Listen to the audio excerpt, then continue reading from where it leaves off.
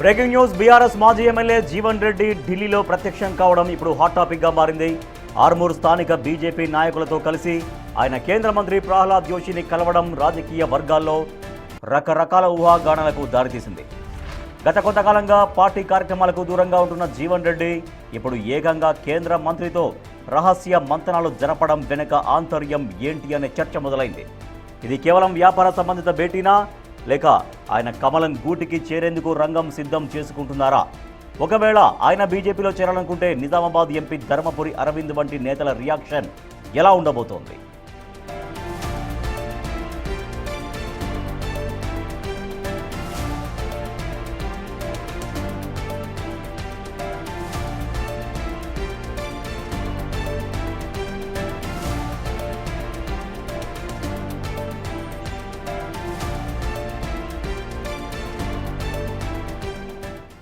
BRS మాజీ MLA Jeevan Reddy Armoor నుంచి 2 సార్లు ఎమ్మెల్యేగా గెలుపొందారు. 3వసారి ఓటమి పాలయ్యారు. ఆశన్న గారు జీవన్ రెడ్డి. జీవన్ రెడ్డి ఢిల్లీలో ప్రత్యక్షం కావడం వెనుక ఇప్పుడు ఒక్కసారిగా రాజకీయం అటువైపు టర్న్ అని చెప్పొచ్చు, హాట్ టాపిక్గా మారింది పొలిటికల్ సర్కిల్స్లో. జీవన్ రెడ్డి ఢిల్లీలో బీజేపీ నాయకులతో ఎందుకు ప్రత్యక్షమయ్యారు? జీవన్ రెడ్డి తన సొంత వ్యక్తిగత పనుల మీద ఢిల్లీకి వెళ్ళొచ్చు, ఢిల్లీకి కాదు ఎక్కడికైనా వెళ్ళొచ్చు, కానీ బీజేపీ నాయకులతో, స్థానిక బీజేపీ నాయకులతో కలిసి ఢిల్లీ వెళ్ళారు.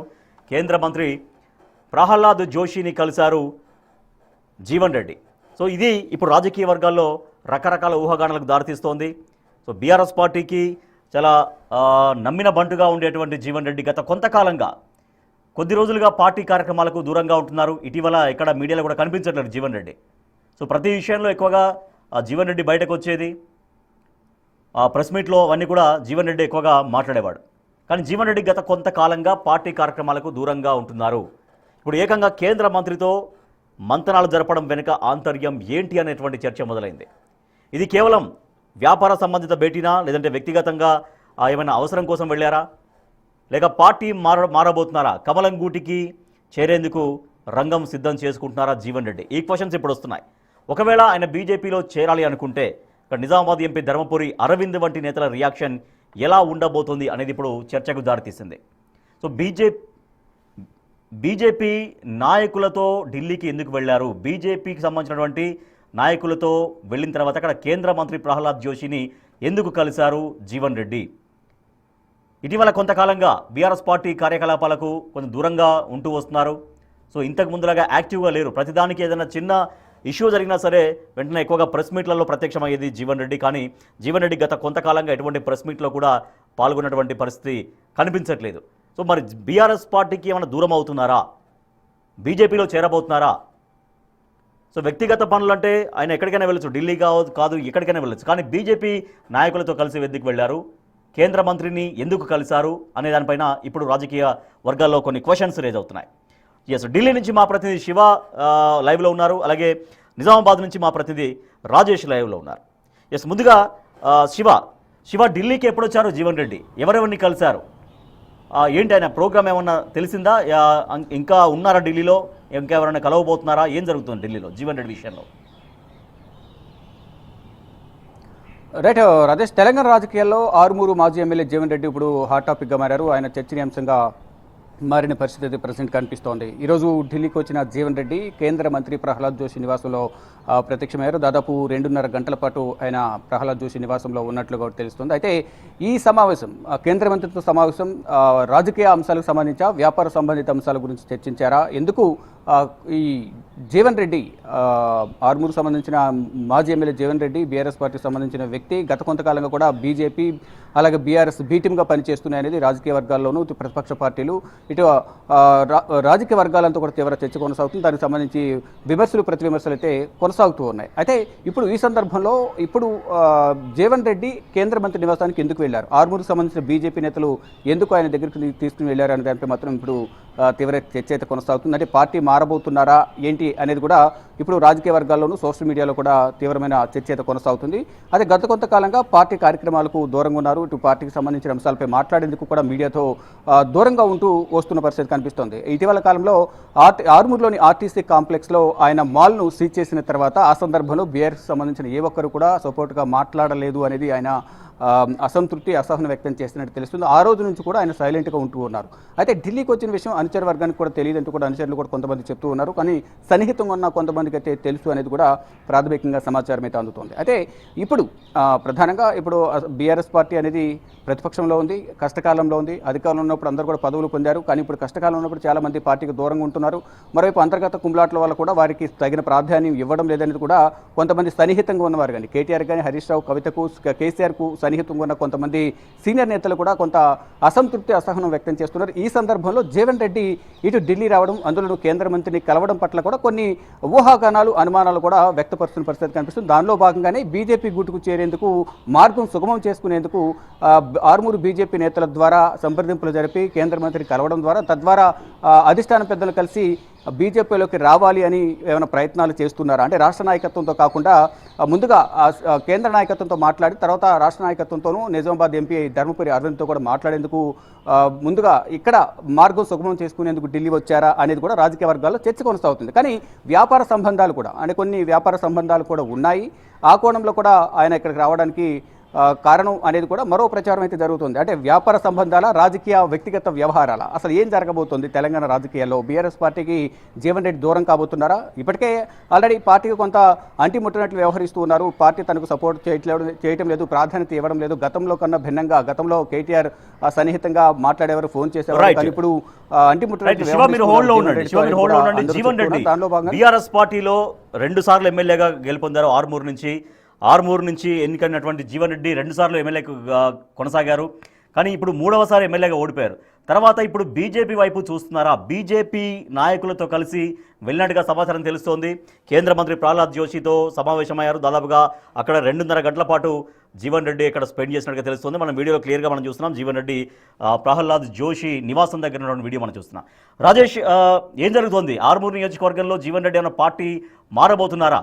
అంటే జీవన్ రెడ్డికి అనేక వ్యాపారాలు ఉన్నాయి. ఆ వ్యాపార సంబంధాల కోసమే బీజేపీ నేతల్ని కలిసినట్టుగా తెలుస్తోందా? స్థానికంగా ఉండే బీఆర్ఎస్ నాయకులు ఏం చెప్తున్నారు, బీజేపీ నాయకులు ఏం చెప్తున్నారు వస్తున్నటువంటి వార్తల్ని పట్టి? తెలంగాణ రాష్ట్ర వ్యాప్తంగా కూడా మాజీ ఎమ్మెల్యే 2 సార్లు బీఆర్ఎస్ ఎమ్మెల్యేగా చేసిన జీవన్ రెడ్డి ఇప్పుడు రాజకీయాల్లో హాట్ టాపిక్గా మారాడు. అయితే ఇప్పటికే ఢిల్లీలో కేంద్ర మంత్రి ప్రహ్లాద్ జోషిని కలవడం, అక్కడ చాలాసేపు తనతో స్పెండ్ చేయడం పట్ల ఇదంతా కూడా రాజకీయంగా ఒక రచ్చగా మారిందని చెప్పుకోవచ్చు. ఎందుకంటే గత బీఆర్ఎస్ హయాంలో 2 సార్లు ఎమ్మెల్యేగా చేశాడు. తర్వాత కొద్ది కాలంగా ఏదైతే ఆర్టీసీకి సంబంధించిన ఆ స్థలాన్ని లీజుకు తీసుకోవడం, దాని తర్వాత ఆర్టీసీ స్థలంపై పెద్ద ఎత్తున ₹1 బకాయిలు ఉండడం, 10 ఏళ్ల కాలంలో కూడా ఎప్పుడు కూడా అటు బీఆర్ఎస్ పార్టీ కానీ ఇటు ప్రభుత్వం కానీ ఆ 10 ఏళ్ల ప్రభుత్వం కానీ ఎప్పుడు కూడా ప్రశ్నించలేదు. కానీ ఎప్పుడైతే ప్రభుత్వం మారిందో, ప్రభుత్వం మారిన తర్వాత రేవంత్ రెడ్డి ప్రభుత్వం వచ్చాక జీవన్ రెడ్డికి నోటీసులు జారీ చేయడం జరిగింది. అలాగే ₹1 ప్రభుత్వానికి గండి కొట్టాడు. బకాయిలు ఉన్న నేపథ్యంలో ఆర్టీసీ అధికారులు మాల్కి సీజ్ చేయడం జరిగింది. అంతేకాకుండా కరెంటు కూడా పెద్ద ఎత్తున ₹1 బకాయి ఉండడంతో అటు ఎలక్ట్రిసిటీ సంబంధించిన అధికారులు కూడా సీరియస్గా తీసుకున్నారు. అప్పట్లో ఎలక్ట్రిసిటీని కూడా అక్కడ ఆపేశారు. అయితే అప్పటి నుంచి కూడా జీవన్ రెడ్డికి సంబంధించిన ఆ ఇష్యూకి సంబంధించి బీఆర్ఎస్ నేతలు కావచ్చు, ఇటు కేటీఆర్ కావచ్చు, హరీష్ రావు కావచ్చు, వీళ్ళందరూ కూడా ఎవరు తనకు మద్దతుగా నిలబడలేదని చెప్పి చాలా రోజులుగా తాను అలిగినట్టుగా తెలుస్తుంది. అయితే ఈ నేపథ్యంలోనే గతంలో చాలాసార్లు ఎప్పుడు కూడా రాష్ట్ర నాయకులతో పాటు అలాగే కాంగ్రెస్ నేతలు కావచ్చు, ఇటు బీజేపీ నేతలు కావచ్చు, చాలా మందిపై ఎప్పుడు కూడా తీవ్రంగా ప్రెస్ మీట్ పెట్టడం, చాలా మీడియాలో చర్చలకు రావడం, డిబేట్లకు రావడం తరచు చూస్తూ ఉన్నాం. కానీ ఎప్పుడైతే కేసీఆర్ ఫామ్ హౌస్ నుంచి ఎప్పుడైతే బయటకు వెళ్ళిపోవాలని చెప్పి ఏదైతే అప్పట్లో జరిగిన ప్రచారం జరిగిందో అప్పటి నుంచి కూడా ఇప్పటి వరకు బీఆర్ఎస్కి చాలా దూరంగా ఉన్నట్లు తెలుస్తుంది. ఈ నేపథ్యంలో బీజేపీలో చేరేందుకు ఆలోచించాడనే కోణంలో ఇటు జీవన్ రెడ్డి పైన గెలుపొందింది రాకేష్ రెడ్డి, పైడి రాకేష్ రెడ్డి, రైట్? సో ఆయన బీజేపీ నుంచి గెలుపొందారు. సో మరి ఆయన అంగీకరిస్తారా? ఆయన బీజేపీలోకి రావడానికి ఏమైనా ప్రయత్నాలు చేసుకుంటే రాకేష్ రెడ్డి నుంచి అంగీకారం ఉంటుందా? లేదు, అలా ఉండకపోవచ్చు. ఎందుకంటే ఇప్పటికే రాకేష్ రెడ్డి స్థానిక ఎమ్మెల్యే, బీజేపీ ఎమ్మెల్యేగా ఉన్నాడు. అయితే ఇప్పటికే ఎంపీ అరవింద్ ఎవరైతే ఉన్నారో, ఎంపీ అరవింద్ సంబంధించి ఇప్పటి వరకు గతంలో ఎంపీ అరవింద్ పార్లమెంటు పోటీ చేసిన సందర్భంలో దాడి చేయించినట్టుగా అప్పట్లో జరిగిన వార్తలు కావచ్చు. అయితే జీవన్ రెడ్డికి సంబంధించిన అనుచరులు ఎవరైతే ఉన్నారో అనుచరులపై కేసులు కావడం, ఇదంతా కూడా అప్పట్లో జరిగిన ఇష్యూ. అయితే ఒకవేళ జీవన్ రెడ్డి కనుక ఒకవేళ బీజేపీలోకి వస్తే మాత్రం రావాలని ఆలోచన వచ్చినా కానీ లేకపోతే వద్దామనుకున్నా కానీ ఎంపీ అరవింద్ మాత్రం ఎక్కడ కూడా తగ్గాడు. కానీ ఎందుకంటే అప్పట్లో దాడి చేశాడు కాబట్టి బీజేపీపై చాలా ఆరోపణలు చేశాడు. అందుకే ఎంపీ అరవింద్ ఒకవేళ జీవన్ రెడ్డి వస్తానన్నా కూడా రాని అని పరిస్థితి నెలకొంటుంది. అంతేకాకుండా స్థానికంగా ఆల్రెడీ రాకేష్ రెడ్డి ఉన్నాడు కాబట్టి ఒకవేళ బీజేపీకి వస్తే జీవన్ రెడ్డి ఆరు నుంచి పోటీ చేద్దామని అనుకున్నా బీజేపీ నుంచి టికెట్ ఇవ్వకుండా కూడా అడ్డుపడే అవకాశం ఉన్నట్టు అవకాశం ఉంది. ఎందుకంటే ఇప్పటికే కేవలం జీవన్ రెడ్డి తన సొంత వ్యాపారాల కోసం కావచ్చు, లేకపోతే సోలార్ సిస్టమ్ సంబంధించిన ఒక బిజినెస్ ప్లాన్ కోసం అక్కడ సంబంధించిన కేంద్ర మంత్రిని కలిసినట్టుగా ఒక ప్రచారమే జరుగుతుంది. అయితే ఎందుకు గురించి కలిశారు, లేదా ఇటు బీఆర్ఎస్ పార్టీలో కొద్దిగా దూరం ఉన్నాడు కాబట్టి ఇప్పుడు వచ్చే పొలిటికల్ రాజకీయంగా ఆయన ఎదగాలి కాబట్టి ఒకవేళ బీఆర్ఎస్ నుంచి తనకు సంబంధించిన ప్రియారిటీ తగ్గింది అనుకుంటే ఒకవేళ బీజేపీలో చేరాలని అనుకుంటే మాత్రం ఇక్కడ బీజేపీలో చేరే అవకాశం లేదనుకోవచ్చు. అయితే ఇప్పటివరకే రాజకీయ భవిష్యత్తు వాళ్ళు ఉండాలంటే మాత్రం ఏదో ఒక పార్టీ చూసుకోవాల్సిందే కంపల్సరీ అని ఆయన ఊహించినట్టుగా తెలుసు. అందుకే ఒకవేళ కేంద్ర మంత్రి కలిసారా లేదా సపరేట్గా బిజినెస్ ప్లాన్ ప్రకారం కలిసారా అనేది ఆలోచించాల్సిన విషయం అయితే ఉంది. ముఖ్యంగా ఇందులో ఒక విషయం చెప్పుకోవాలి, గతంలో కేసీఆర్ కూతురు కవిత ఎవరైతే ఉన్నారో ఇక్కడ నుంచి పోటీ చేసిన నేపథ్యంలో కవితని ఓడించడానికి అప్పట్లో హరీష్ రావు కావచ్చు, లేకపోతే రాష్ట్ర నాయకులు కావచ్చు, వాళ్ళు స్వయంగా డబ్బులు ఇచ్చి జీవన్ రెడ్డికి డబ్బులు ఇచ్చి కవితను ఓడగొట్టడానికి చాలాసార్లు ప్లాన్ చేశారని కోణంలో గతంలో కవిత కూడా చాలాసార్లు చిట్చాట్లో చెప్పడం జరిగింది. ఇదంతా బహిర్గతమైన విషయం.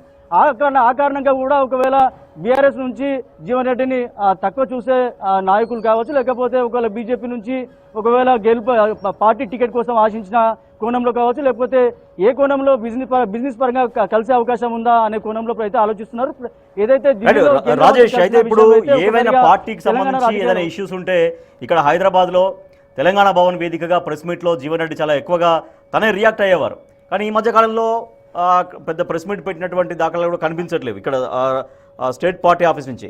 సో జిల్లాలో ఏంటి, జిల్లాలో కావచ్చు లేకపోతే పర్టికులర్గా నియోజకవర్గంలో యాక్టివ్గా ఉంటున్నారా? సరే ఇక్కడంటే స్టేట్ పాలిటిక్స్లో ఇక్కడ హైదరాబాద్ కేంద్రంగా ఆయన పెద్ద యాక్టివ్గా లేకపోయినప్పటికీ కూడా నియోజకవర్గంలో ఉంటున్నారా? నియోజకవర్గంలో కార్యకర్తలతో రెగ్యులర్గా ఆయన పార్టీ కార్యక్రమాలు చేయడం కావచ్చు, ఇవన్నీ జరుగుతున్నాయా? లేదు, అంటే ఎప్పుడైతే జీవన్ రెడ్డి ఆర్మూర్ నుంచి ఓడిపోవడం జరిగిందో అప్పటి నుంచి కూడా చూపుగానే ఆర్మూర్ నియోజకానికి వస్తున్నాడు. కానీ అక్కడ కార్యకర్తలు పట్టించుకోవడం కానీ లేకపోతే పార్టీ జిల్లా అధ్యక్షుడిగా నియామకం అయ్యాడు. ఎప్పుడైతే జీవన్ రెడ్డి ఉన్నప్పుడే పార్టీ జిల్లా అధ్యక్షుడు నియామకం ఇక పూర్తిగా నియోజకవర్గానికి సంబంధించి ఆర్మూర్ నియోజకవర్గంలో అయితే పూర్తిగా బీఆర్ఎస్ అయితే పూర్తిగా స్తబ్దు పడిపోయిందని చెప్పుకోవచ్చు. ఈ నేపథ్యంలో ఇప్పటికే రాష్ట్ర బీజేపీతో లేకపోతే ఇటు బీఆర్ఎస్ తో ఎలాంటి సంబంధాలు ఉన్నాయో లేదో తెలియదు, కానీ తన నియోజకవర్గంలో మాత్రం ఎక్కడ కూడా బీజేపీకి ఇటు చేరువదాం అన్నప్పుడు కూడా అక్కడ దగ్గర తీయరు. అంతేకాకుండా బీఆర్ఎస్ లో ఆల్రెడీ ఇప్పటికే పూర్తిగా బీఆర్ఎస్ సంబంధించి ఎవరైతే పాత క్యాడర్ సెకండ్ క్యాడర్ లీడర్ ఉన్నారో వాళ్ళంతా కూడా ఇప్పటికే బీజేపీలో చేరింది, అటు కాంగ్రెస్ లో చేరింది. జీవన్ రెడ్డికి సంబంధించిన నేతలు కూడా ఎవరైతే లేరు. కానీ జిల్లా పార్టీ అధ్యక్షుడిగా ఉన్నప్పటికీ జిల్లా పార్టీ అధ్యక్షుడిగా ఉన్న జీవన్ రెడ్డి మాత్రం ఇప్పటి వరకు కనీసం ఏ కార్యక్రమాలు చేయలేదు. అటు బీఆర్ఎస్ సంబంధించిన ఆందోళన కావచ్చు లేకపోతే ఏ కార్యక్రమాల పిలుపు కూడా ఇప్పుడు జీవన్ రెడ్డి ఇప్పుడు కూడా యాక్టివ్ గా పాల్గొనలేదు. అందు గురించే జీవన్ రెడ్డిపై ఇటు బీఆర్ఎస్ పార్టీ కావచ్చు నారాజు ఉన్నట్టుగా తెలుస్తుంది. అందుకే జీవన్ రెడ్డి ఒకవేళ పార్టీ నారాజు ఉంది కాబట్టి పార్టీ నుంచి ఒకవేళ తొలగిస్తే నా పరిస్థితి ఏంది అనుకున్న టైంలో బీజేపీ లేకపోతే వేరే పార్టీల నుంచి వేరే పార్టీల వైపు చూస్తున్నారని చెప్పుకోవచ్చు. అందులో భాగంగానే బీజేపీ సంబంధించిన ఢిల్లీలో కేంద్ర మంత్రిని కలిసినట్టుగా తెలిసే అవకాశం ఉన్నట్టు తెలుస్తుంది. ఈ ప్రకారమే ప్రచారం అయితే జరుగుతుంది. Rajesh right, thank you Rajesh. BRS మాజీ ఎమ్మెల్యే